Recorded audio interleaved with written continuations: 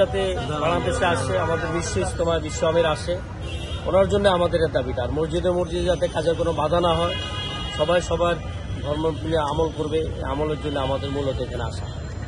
কি বাধা আসতে, কি বাধা সম্মুখীন হতে হয় আপনাদের? মসজিদে ঢুকতে দেয় না, যে আমাদেরকে যারা ছাত্রপন্থী তারা এই মসজিদে কাজ করতে পারবে না, এরকম বাধা দিতে চায়। এই জন্য আমরা চাইতেছি যাতে সরকারিভাবে এটা হয়ে যায়, যে প্রত্যেক মসজিদে সবাই যেন কাজ করতে পারে। আর আমাদের জোর আছে সামনে 20 থেকে 24 তারিখ, আর বিশ্ব ইজতেমা টঙ্গী মাঠে হবে 7, 8, 9 বিশ্ব আমিরের মাত্রা। ইজতেমায় কি আপনারা কোনো কোনো ষড়যন্ত্র করতে পারছেন কি? না, ইজতেমা তো আমাদের শান্তিপূর্ণ ইজতেমা, সবসময় আমাদের দ্বিতীয় পর্ব হয়ে আসতেছে, আমরা করতেছি।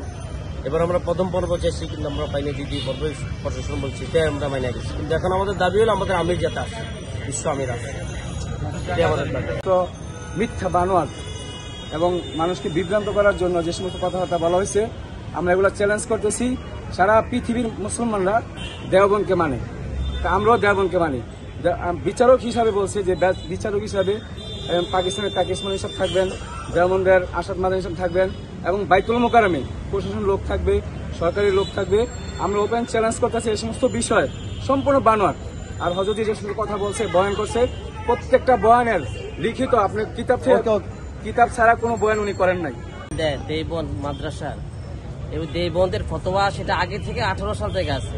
দেওবন্দ মাদ্রাসার দেওবন্দের ফতোয়া বিভাগ থেকে তো এই কথা যদি বলে থাকে, ওনাদের কথা অনুযায়ী ওনারা বলুক দেওবন্দ মাদ্রাসার কথা বলছে।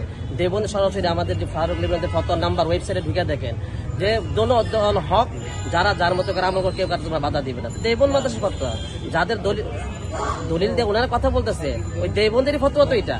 কিন্তু এখানে একটা মিডিয়ার সামনে ওনারা বলতে চাইতেছে উনি বিভ্রান্তিমূলক কথা বলছে। অত সমস্ত মুফাসসিরিন কেরামের কোরআন হাদিসের কিতাবের মধ্যে উনি হাওয়ালা দিয়ে কথা বলছে, কেউ কিছু বললো না। দেওবন্দ মাদ্রাসার সাথে কথা বলে দিছে।